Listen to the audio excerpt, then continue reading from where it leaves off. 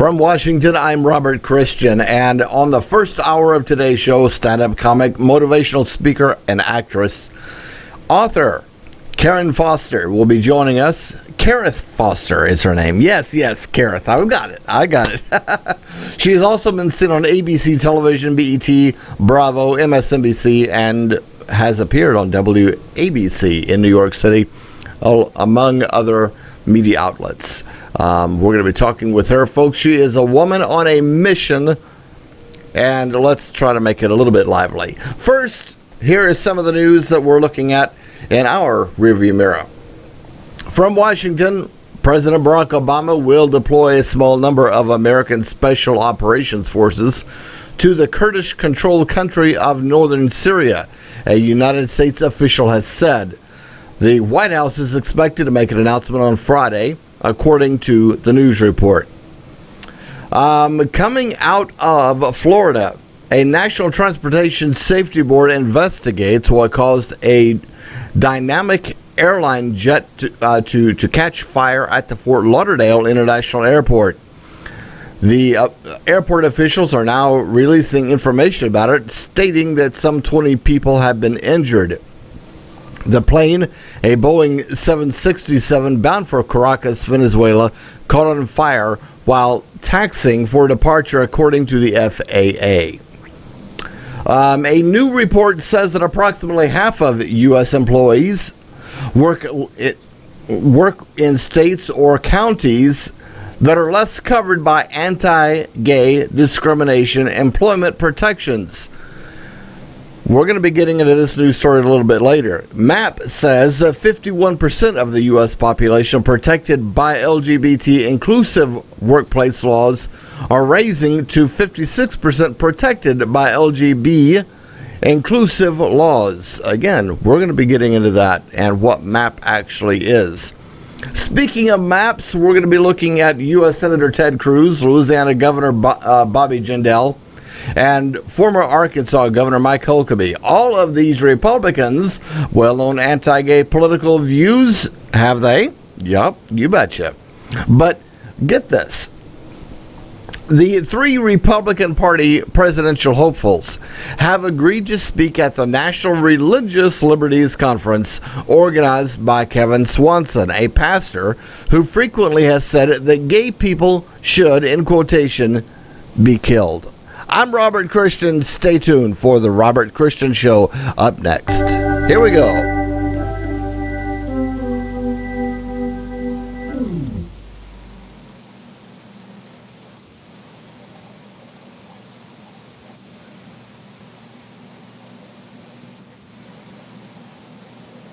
You're watching The Robert Christian Show. We'll be right back. Stay tuned.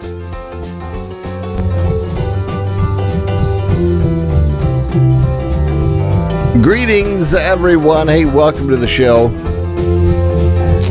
Let's try to make it a little bit lively. You know what?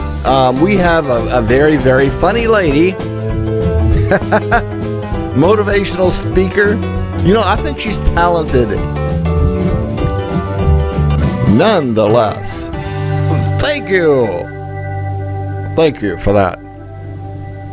Oh, good grief. Hey, Karith Foster. It is great to see you. It is great to be seen.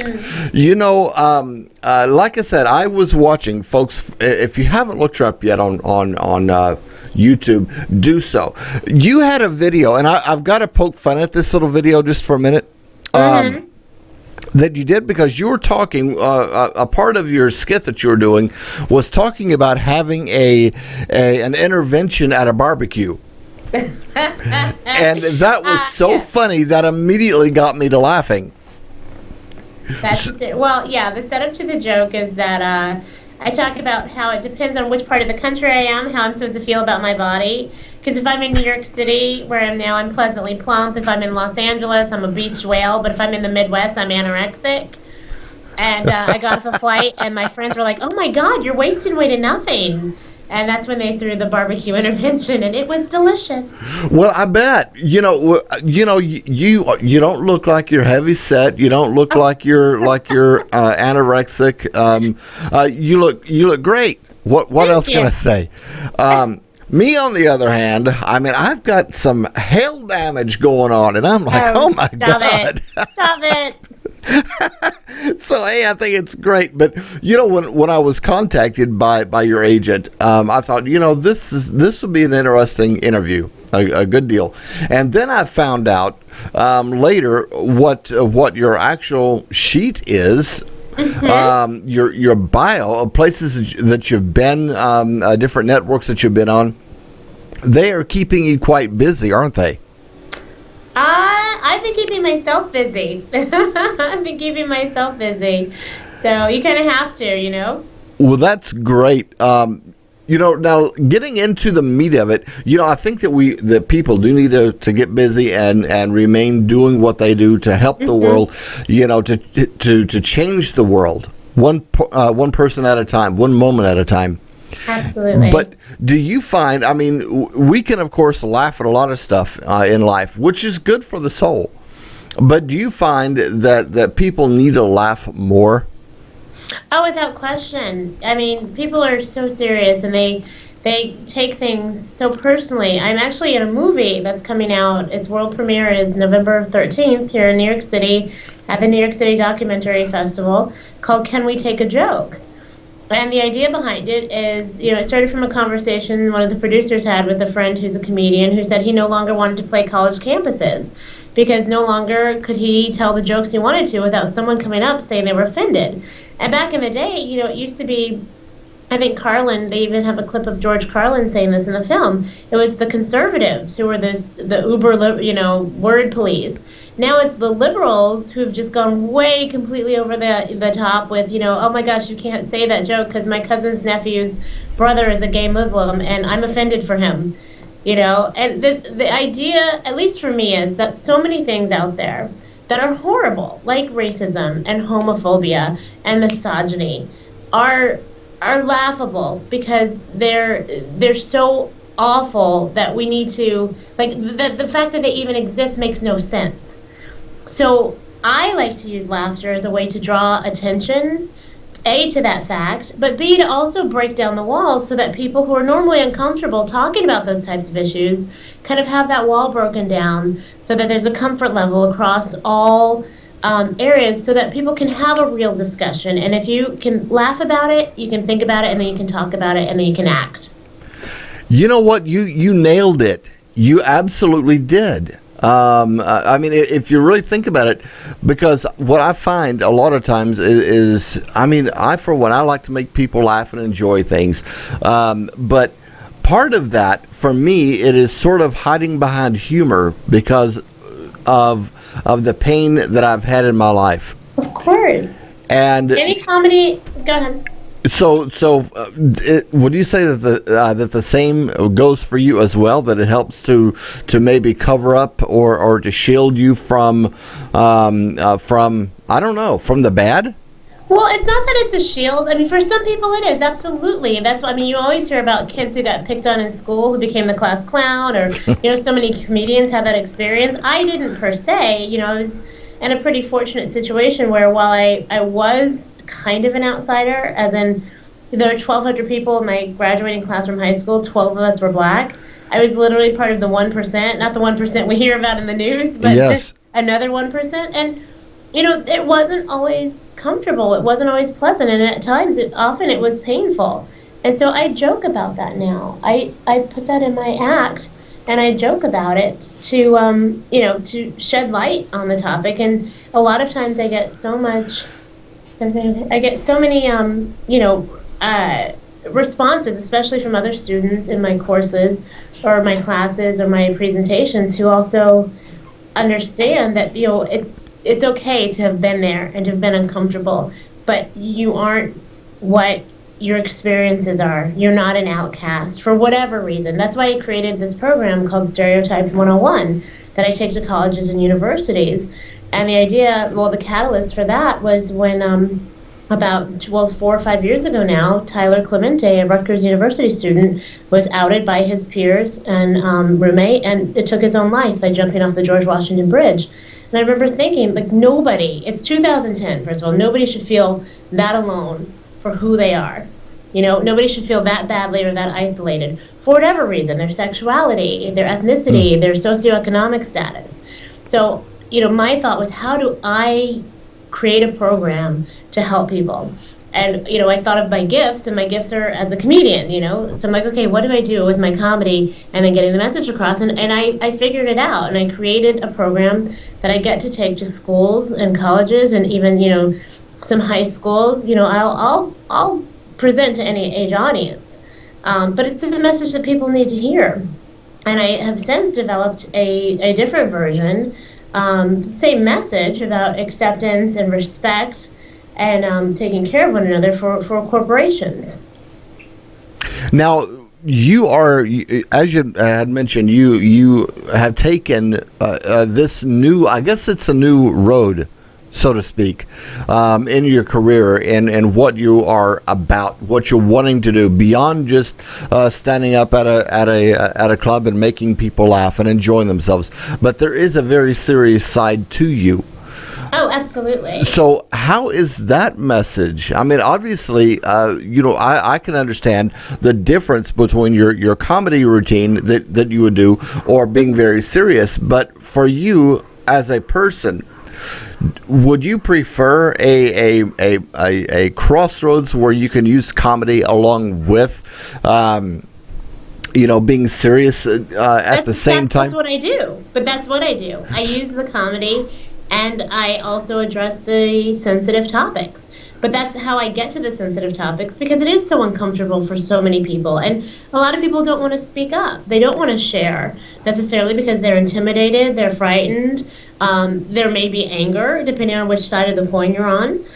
So the idea is, if you can get people to laugh, you can get them to open up. You can break that wall down so that they can share their experience. And as a diversity engagement specialist, that's what I do. I create a safe space using humor as a tool for people to share their experiences. And the idea behind that is, if we can develop something that I've coined called conscious empathy, truly understanding, or trying to understand at least, putting energy into understanding where other people are coming from, then we're one step closer to...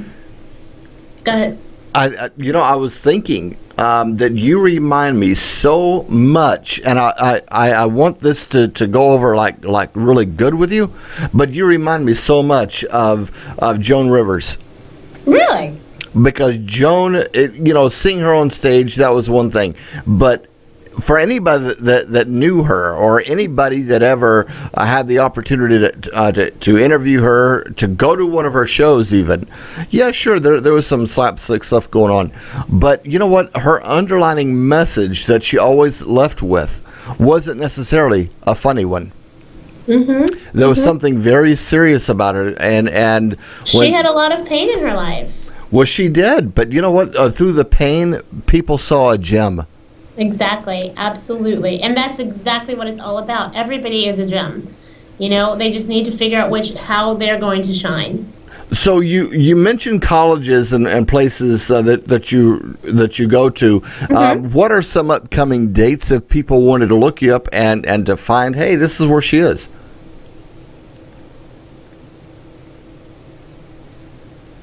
Are you there?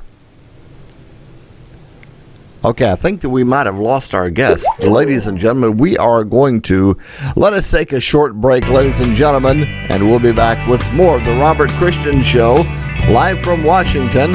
Don't go too far.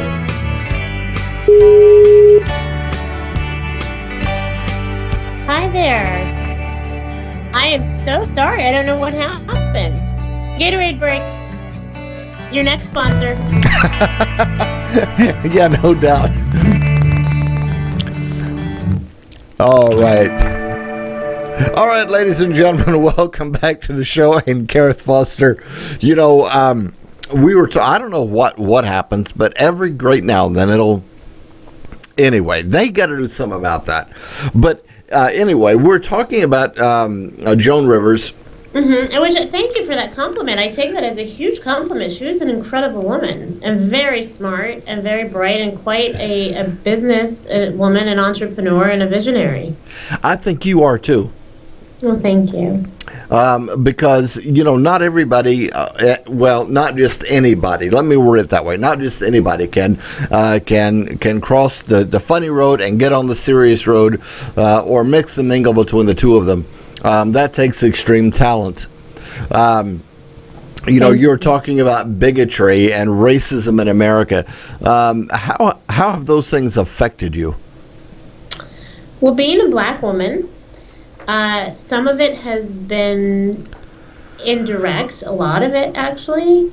I did actually have someone on LinkedIn, when I posted that I was a diversity engagement specialist, use the N-word toward me, which was probably one of the first times in my adult life that's ever happened.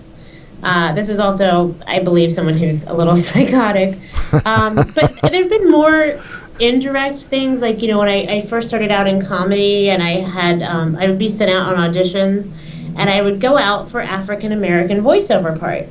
Well, if you close your eyes and you didn't see what I looked like, you would never guess that I was black, because I don't fit the quote-unquote stereotype of an African American woman. So I'd go out for these auditions, and they'd look at me, and then they'd ask me to read the lines, and then they'd say, can you jazz it up a little? We're going for an urban sound. I'm like, so what, you want me to scat, jazz it up? What are you talking about? So, it's things like that where I found that people wanted to pigeonhole me and put me in a category just because I had more melanin than they did. I had a better tan. Right. And, I believe I've been a success in comedy because I didn't go into it thinking, oh, they're not going to like me because I'm a woman or because I'm black. I've always thought they're going to like me because I'm funny. Now, if they have issues with other things, that's their personal problem, right? If they don't find me funny, that's fine. Comedy is subjective. But, on the other hand, also, if they're looking for a black female, I'll be the first in line and say, hey, here I am. But I've never used it as a crutch or as an excuse. And so I don't feel like I've ever been treated in a way that it was. I believe how we project who we are is how other people will treat us. And that's a lesson that a lot of people need to learn. It took me a while to learn it. I was forced to learn it because growing up, I was the only black person in any of my classes. It continued even through college. I always had to be okay being Karith because I couldn't be what other people wanted me to be.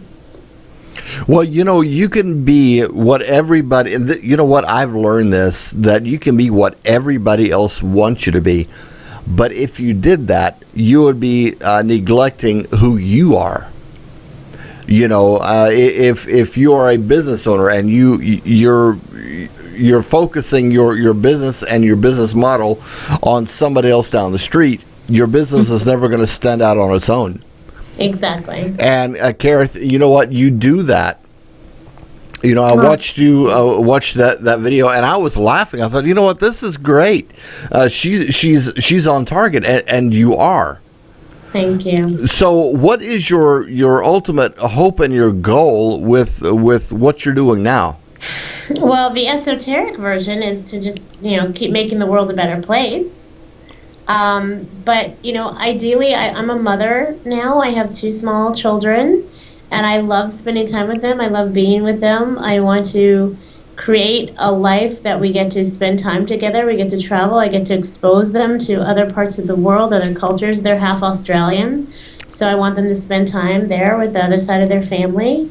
But the sky is the limit. I love speaking. Obviously, I love entertaining. I'm working on a book right now, hopefully out this spring, called You Can Be Perfect or You Can Be Happy. The choice is yours. Right. So it's, who knows, radio show again. I was on the air with Don Imus for a couple years on morning radio. I enjoy doing that. A TV show isn't out of the question. I'm open for it all, I think everybody in America knows who Don Imus is.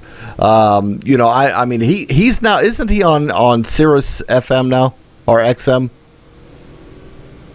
I think that's what he's on. Are you there? Me? Yes. Oh, I don't know if he's on Sirius right now. He was on WABC. Isn't that Howard awesome? Stern is on Sirius. Howard's been on, Sirius for a while. Like, they built Sirius XM on Howard. As far as Imus, I'm not sure if he's there. Now, he's outlandish. He really is. Have you been on his show? Howard? Yeah. Wow, what was your impression? I actually really enjoyed him. He was very kind. He had me on because he hated Imus, so he wanted to hear what happened. What I think is so interesting about you, as we were talking earlier on, that being in your chosen career and living in New York and in LA, that is the two best markets to live in. As far as with what you're doing, and if you are in the radio market, hey, still, if you're in television, that's where you'd want to go. I lived in Los Angeles for a few years there, and I hated it. No offense to Californians, but I hated LA. It was just, to me, it was horrifying. So I moved to Seattle 20 some odd years ago, and I've been here ever since. But I think that what it is, Karith, is that when you are exposed to massive markets like that, it's amazing because it does an awful lot of things for your career. Absolutely, and having drive does. I mean, there are people who can come here and do nothing, and nothing happens.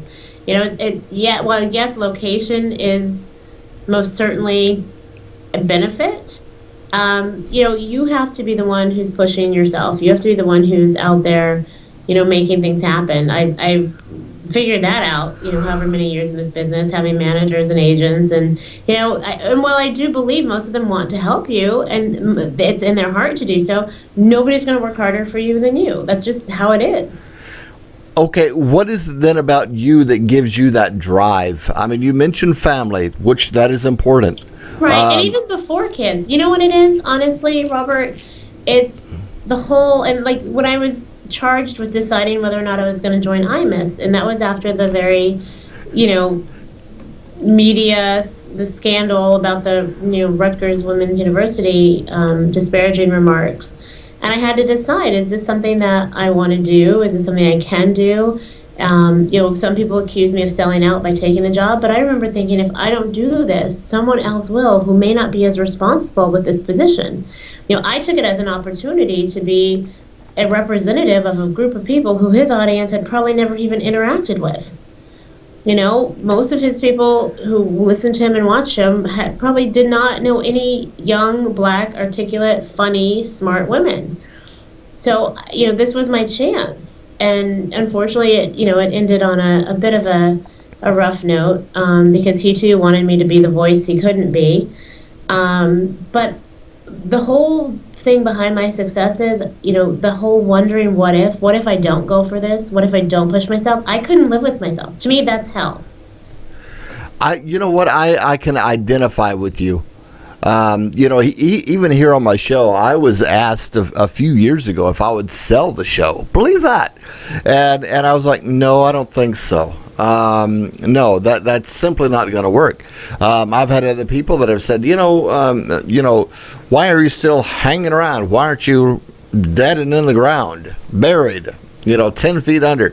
What's keeping you alive? But really, it's a drive. It is something that is within you, and Karith, you're showing that not just on the stage as a comic, but as a motivational speaker, and which that can become quite serious quite quick. Yeah. No, some really great things are happening, literally, like right now. So, touch wood, fingers crossed that it really takes off, but. Yeah, I've been very blessed. I lead a pretty charmed life. I meet the right people at the right times, and things fall into place. Of course, what they say the definition of luck is when preparation and opportunity meet. That's true. And you know what? Opportunity has come knocking at your door, and you've answered it. You've opened it, and you said, "Hey, here am I. I have something to say. I have something that I want to focus on," and you've done that. I think that you do very well. Thank you. I mean, I was looking at your videos and like, oh my God, why didn't I come up with something quite like that? Well, it wasn't meant to be. I don't know. Maybe I was just meant to be an old fogey somewhere, you know. But you know what? I think it's divine what you're doing, and wanting to motivate other people in their life. So if you had a single message, this is going to be a hard question, but if you had a single message for the world, what would it be? You know, I just redid my website, which is Karith.com, by the way. Yes. I'll get that plug in there. And, you know, it's I thought of that instantly because one of the, you know, I was like, well, how can I put what I believe and what I want other people to believe in a quick, you know, fast message? And on my website it says, be you, be limitless. And I believe that only we are responsible for limiting ourselves and as far as we can go. And you should be able to be who you are. Be true to yourself and do that. So, you know, and that is part of being true to yourself, is not putting limitations, not letting anyone else limit you, and not putting limitations on yourself. So that's the message for the world. Well, do you think that people put limits on themselves, as you mentioned it, because of a fear? Absolutely. I think almost everything is fear-driven. Quite honestly, I think racism is fear-driven, sexism is fear-driven, homophobia is fear-driven. It's all about fear, fearing what we don't know, fearing what we're uncomfortable with, you know, fearing something that's new. It's all about fear, and if we can replace fear with love, you know, and that doesn't even mean you have to agree with someone's lifestyle or their religion. You don't have to agree with it, but you have to respect it and understand that they're entitled to that. So yeah, fear is a very powerful motivating force. I also think that, you know, I have a talk that I give called You Are Enough. And I think everybody has an enough. Something they're like, oh, I'm not tall enough, I'm not smart enough, I'm not quick enough. And I think it kind of starts when we're little kids. And I don't believe it's maliciously intended initially. I think it's, you know, when parents say, oh, honey, you know, you're not old enough to stay home by yourself, or you're not, you know, big enough to cross the street without holding hands, all of those things. So that's one thing I'm very careful to never say to my children. I never use the word enough or not enough. I say, when you're older, you can do this. When we get to this point, you can do that. Because I think at some point, that little not enough recording becomes ingrained in our brains, and we adopt it for ourselves. And then we think, I'm not pretty enough to be a cheerleader. I'm not smart enough to apply for law school. You know, all these things that keep us from doing things that is in our heart and in our mind. And if you think it, you can do it and be it. Like, otherwise it wouldn't have even been a thought. You know, a good question. Thanks for the question in the chat. But Karith, when you were a little kid, what did you want to become? I was a very sick little kid. I had horrible asthma and allergies. So in the very beginning, I wanted to be a pediatrician. I wanted to take care of people. I wanted people to feel good. I still want people to feel good. You know, that's why I do what I do with my comedy. I feel like I heal in another way. Do you ever reflect back on that and wonder, you know, if I would have taken that road to become a pediatrician, what would my life be like today? Well, since I am not that big a fan of medicine, I only use natural oils and organic foods for stuff, I probably wouldn't have much of a medical license. Well, you know, I'd be the alternative doctor, the alternative pediatrician. You know, you know what, actually, I'll tell you this. When I was 3, I'll never forget watching Sesame Street. And there was a little girl sitting on a brick wall with Grover. I don't know if they were doing the alphabet, they were doing numbers, but I remember watching it at 3 going, I should be on that brick wall. I should be doing that. You know, I always wanted to be on that show. I really did as a kid, you know. And I mean, everything was happy, and the you know, singing characters and all this, and you know, that's really what you wanted to surround yourself with as a kid. Yeah. You know, but and now today, you know, our lives have completely turned around from what that it was when we were kids, or what we'd like to have become. You know, now I am in front of the brick wall, so I can't really. Yeah, true. Just a different one, you know, different light on it. There's not a Snuffy in the picture. You know, I always wanted to be the man on the radio. You know, I remember back when I was in like 4th or 5th grade tearing radios apart, transistor radios, to try to find out how that they worked and what made them work. Well, I'd tear them apart and put them back together, and they'd work again. Those are the good old days. But so I guess in a way I was a geek, maybe. Sure. A little one. But I didn't, that's not what I wanted to become later in life. It was to be a geek, no, but I get around. But, I've always enjoyed, though, making people laugh. Finding something funny at least once a day to laugh at, and just to enjoy time, with a sense of humor. Where does your humor come from? Oh gosh, well, I would say a great percentage of it is personal experiences. God, there's nothing like having family to give you material. True. Friends, observations. Most of my material doesn't come from a dark place. I'm not a comic who's out there, to work out a therapy session. I like to share my experiences, even the ones that do come from pain, but the ones that are like funny and happy, and there's some things that happen in your life that's like, this is just ridiculous. Like the birthday present my husband gave me when I was 6 months pregnant. Anybody who's listening, I don't know how many pregnant people you have listening, or who have been pregnant, or known pregnant people, but your body does not function the way it normally does, and things get blocked up. And so I heard my husband on the phone with this woman going, oh, she can't? Oh, really? And I'm thinking, what did he get me? Right? And then he hangs up, and I'm like, all right, I figured out he'd gotten a Groupon of some sort. So I'm like, well, what was it? I'm thinking something exciting, right, that I can't do, though, because I'm 6 months pregnant, like parachuting or, something. Right. He goes, well, you know how you said you've been having trouble going?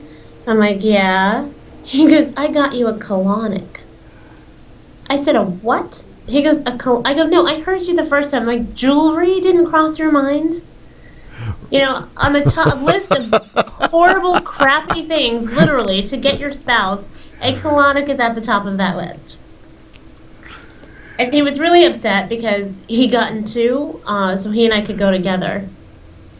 There was a skit. I don't know if you saw it, but a SNL skit. And I love Saturday Night Live. But they did a skit of two toilets that were sort of intertwined.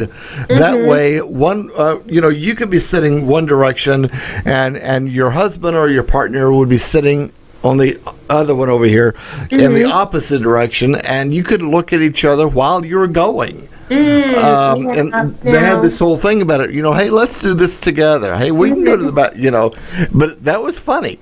But where they come up with something, I don't know. But I've never thought of giving somebody a colonic for their... Because you're a normal human being. Say again. I said, because you're a normal human being. Who thinks of giving it as a present? Well, was he serious, or was he... No, it was completely serious. Wow, and really? He was very sincere. He was like, actually, you know what he says to me? He goes, if you think about it, Karith, it's really like a day spa for your ass. Oh, God. Well, I tell you what, the last time I had to go because I had surgery and I got backed up really bad and went to the ER because it was that bad. And the doctor was taking care of me and all that. Folks, this is gross. But anyway, he was taking care of me. And I looked back at him and I said, you mean to tell me that you finger banged me before you took me out for lunch? And he was like, oh my God, how am I going to respond to this? That's what. Oh my goodness. But it's crazy though what people give. But, you talk about the parachute thing. That would be fun. Exactly. But I don't know if you could do it at 6 months pregnant, though. No, you can't do it at 6 months pregnant. You can't go on a cruise at 6 months pregnant. No. Probably not. But Karith, I think that you're very, very funny. You've got a fantastic sense of humor, but also a really serious side of you as well, and I love that. I like to bring that out of people. So, people can laugh, but they can also get so serious. Your book is something upcoming, you mentioned it. Is that on a serious note, or is that on more or less a comic note? You know what? It crosses the line. It's a hybrid. It's a hybrid of funny, bringing out the funny, because the ridiculousness that people exude, the energy that they exert on trying to reach a state that is non-existent, trying to be perfect. Like, I don't know if it's because we've been trying to keep up with the Kardashians, or we've just been watching too much TV and seeing celebrities who are, trainers and chefs and plastic surgeons. And it's not just about physical, being perfect. It's about, trying to be the perfect mom or the perfect boyfriend, or, this whole idea that if you attain perfection, then you're somehow a good person. If you don't, then you're bad, or you've done something wrong. Well, what about being human? What about cutting yourself some slack, realizing that there is nothing, like, perfection doesn't exist. It's an idea that we have out there. And, I'm not going to say it's all advertisers, because we obviously accept the message, but, the advertising world exists to make people kind of feel bad about themselves. That's why you need their product, You know what? You're right. You are so right. Hey, can I quote that? That's a good quote. It is. When you're looking at advertisers and, make people think that they're really bad, or that they, are really ugly, and they need this product to look good. Interesting. But how would you say that would react with comedy? Is it maybe because people are boring? And you live such a boring little life. You need to come to my show and listen to me make you laugh. Well, I think most people want to feel good. I think most people want to laugh. I think, real life sucks. Yes, it does. The day-to-day ins and outs, probably aren't too hysterical, which is why you need to remember to bring laughter into your life. And actually, that's another thing that I do. I have something called Laughter Boot Camp that I take to corporations and to organizations to teach people how to laugh again about the various things that happen in their lives. Because if you look hard enough, anything can be funny. Look at sitcoms. Think about how many sitcoms that have ever existed that, have like a funeral scene, right? And it's usually one of the funniest parts of the show. And death obviously isn't funny, but we have to laugh at those things so that we get through them. That's true. It is a real life experience. When life or death, of course. There are, just waking up in the morning, that alone is a gamble. People want to talk about gambling. Well, it's a gamble every time you leave your house. Every time you go to the bank or go to the store, it's a gamble. A, are you going to get there? B, are you coming home? But I think that you are on the right track, absolutely, and I am elated to have you on as today's guest. Again, you had mentioned your website. It's Karith.com. Karith.com. Karith. And do you have any upcoming plans for any shows in the city or Washington or Baltimore between now and say the first of the year? Oh, goodness. Well, the movie that I mentioned, Can We Take a Joke, is coming out. If you look that up online, you can see they're working on distribution. I'm trying to get some stuff in Dallas before the holidays are up, because I'll be going home. And we'll see what this awesome manager is getting me. Actually, I will be in Pennsylvania. That's not true. I booked myself in Pennsylvania. At Penn State, February, like Valentine's Day weekend, the 13th, 12th and 13th. Wow. So if anybody has any interest in my shows, or you can follow me on Facebook. I'm also on Twitter, and of course you email me, Karith.com. And I'll be doing a speaking series, actually, speaking of ad agencies, at a pretty major ad agency for a few weeks. On diversity and inclusion. So now, one final question for you. You talk about Dallas. I was the Dallas area. I was born in Dallas. Oh, really? But I was smart enough to leave. But anyway, I was born in Dallas several years ago, and But what I have found is, depending on where you are in the country, depends on the type of humor that you find, or if you're going to find educated people or people who really just don't give a rat's behind about anything. Do you find that as well? There is a saying, know your audience, right? And there are audiences who differ, of course, by region, by certain levels of intellect. A college audience is going to be a little bit different than a local bar. I try to just read my audience to see where they are. Like, I have one joke that, probably one of the only blue jokes I have in my act, and the punchline has to do with a duvet, right? And in many parts of the country, they have no idea what a duvet is, so I have to change it to bedspread, That is funny. They use that term in England a lot, the duvet.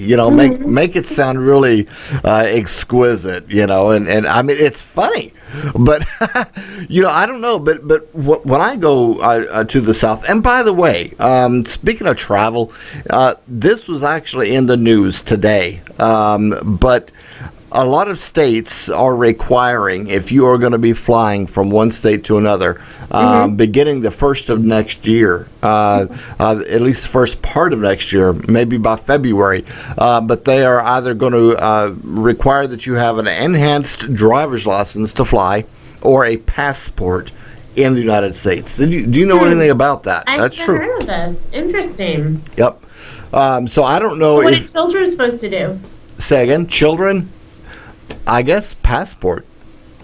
I don't know, but Washington State is one of them. We have the enhanced driver's license here, which is... And what do they mean by enhanced? What is that about? That actually, what it does is it takes the place of a passport if you're going to Canada or Mexico. Okay. Then just show your driver's license and you're done. But, versus a conventional, traditional passport.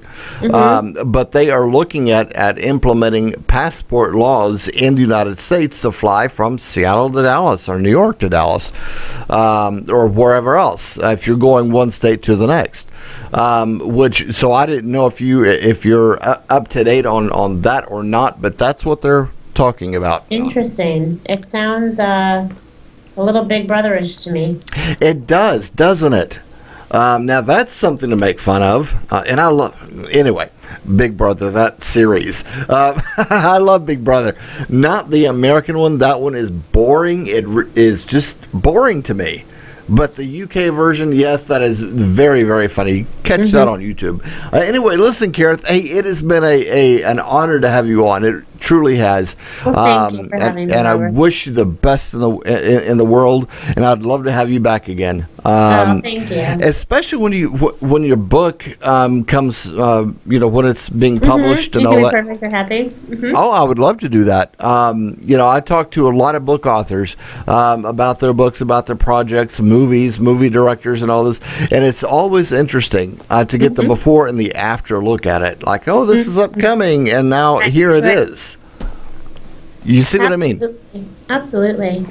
Well, if anybody in your audience, works with schools or colleges or universities or has a company that needs some kind of like diversity and inclusion training, please feel free to reach out, and I'll have my agent get in touch with them, because it's important. We need to talk about these things, and we need to, let people understand that, we're all entitled to the same things: respect, acceptance, and love.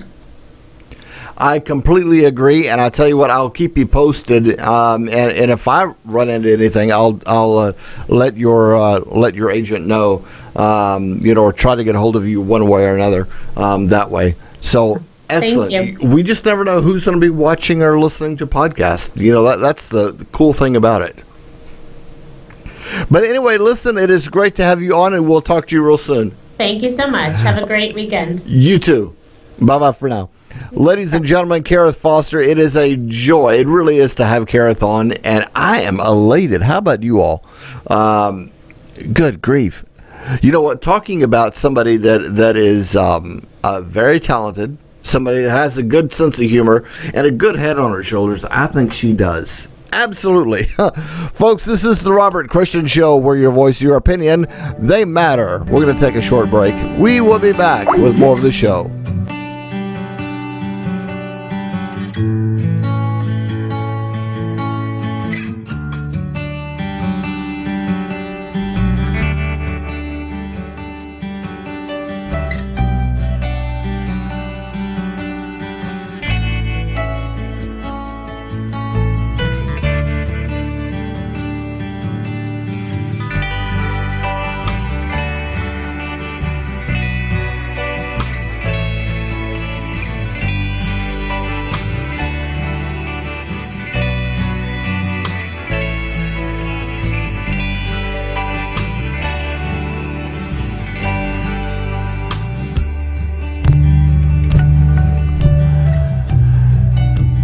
Online, you can visit us at robertchristianshow.com. And folks, it is a joy having you all with us today. You know what? I like to get people in on the show, like our guest today, Miss Karith Foster,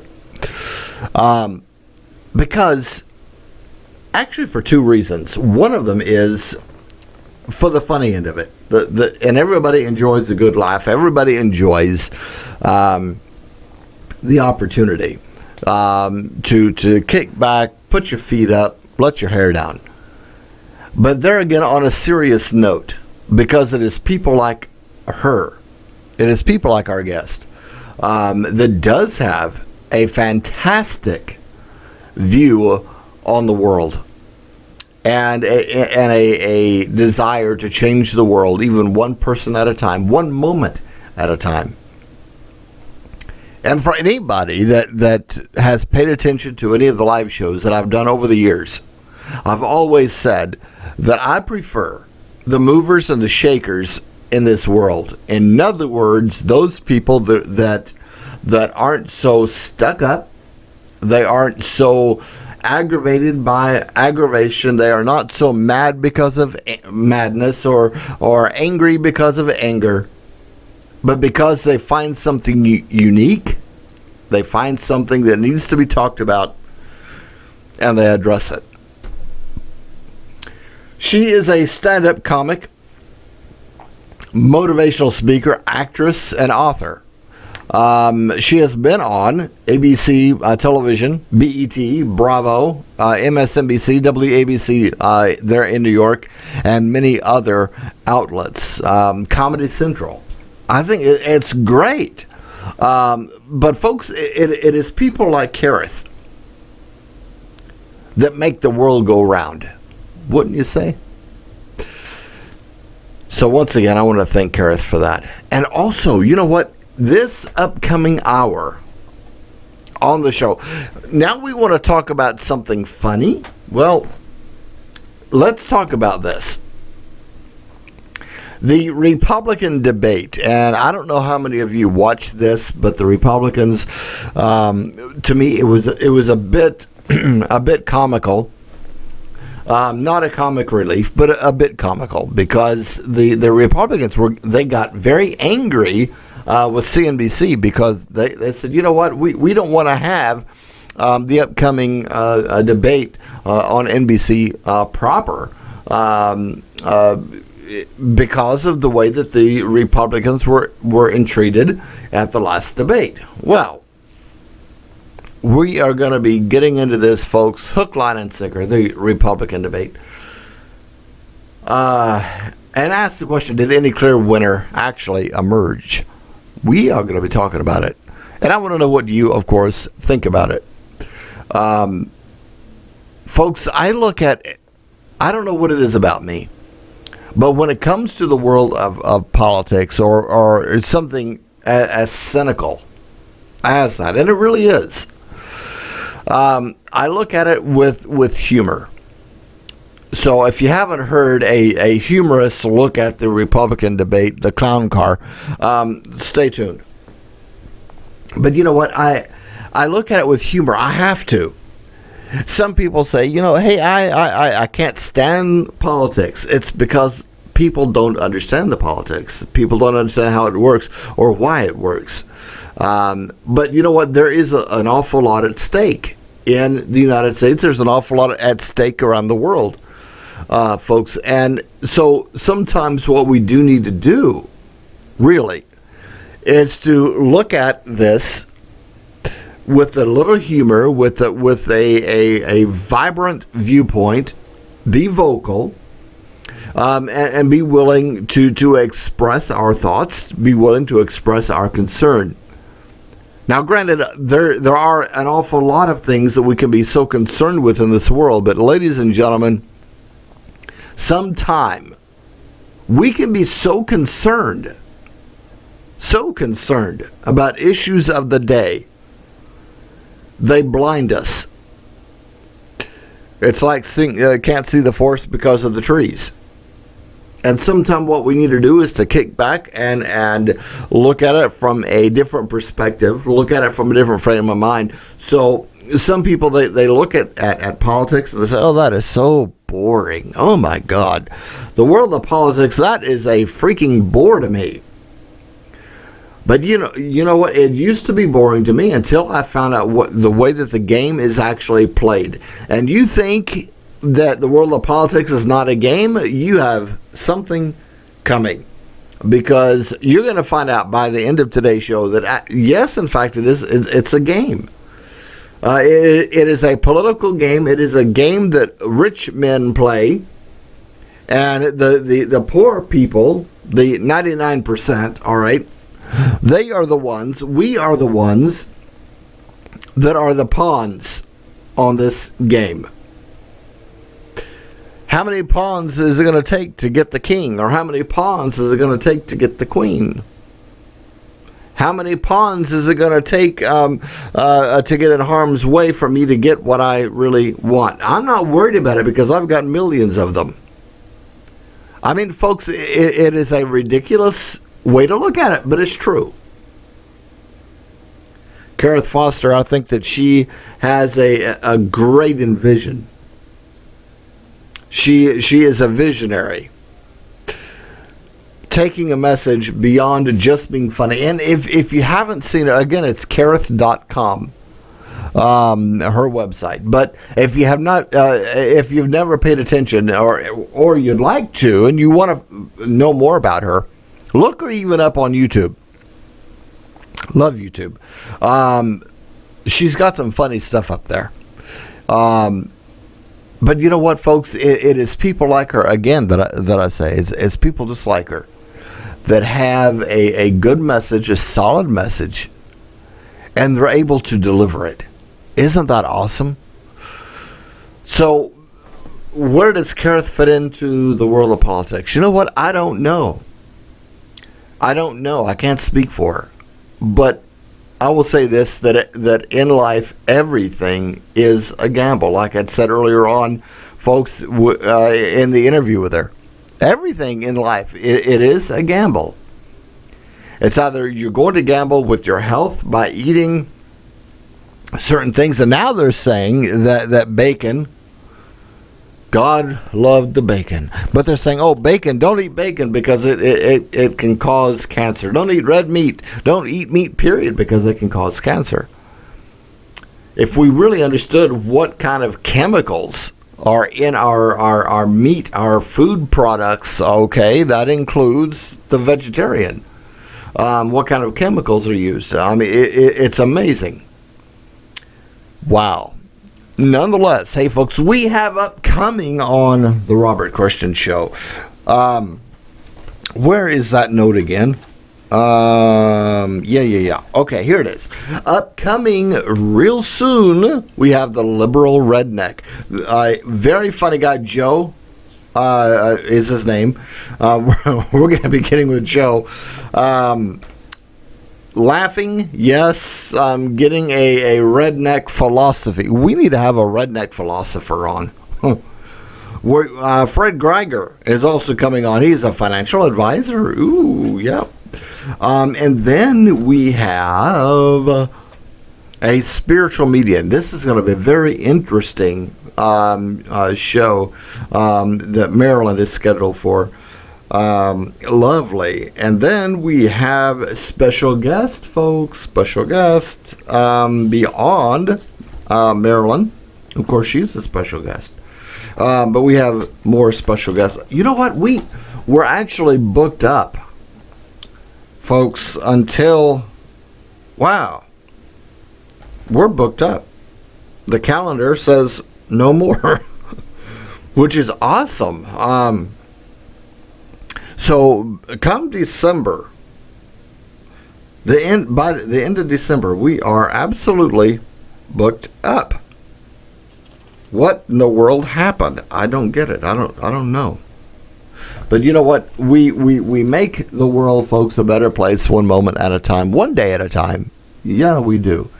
And if I could do anything that is going to encourage you, the viewer, you, the podcast listener, we want to encourage you. We want to strengthen you. We want to make more out of than what is. We can argue the points of what is so bad and so wrong, so elongated, so corrugated in the world, so narrow-minded. We can argue about all kinds of things. And we can point out the bad, the evil McCoys of it all. Anybody can do that. But it takes wisdom. It takes a solid mind. It takes a right heart.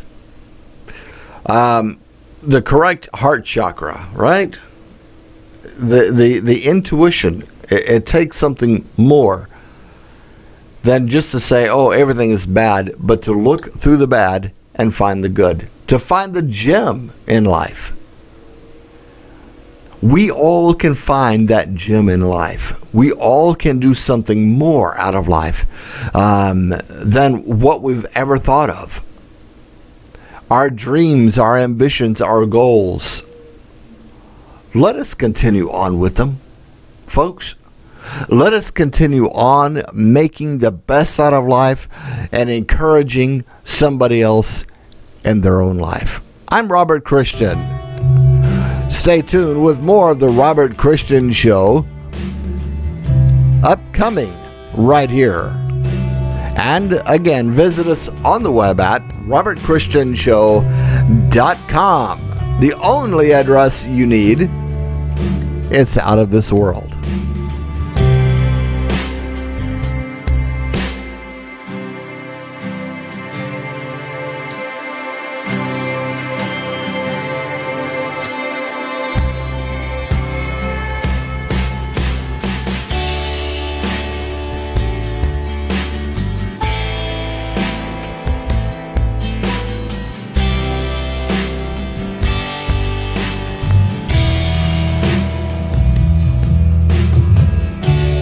Stick around for hour 2 of the Robert Christian Show. Live from Washington. We will be back right after this.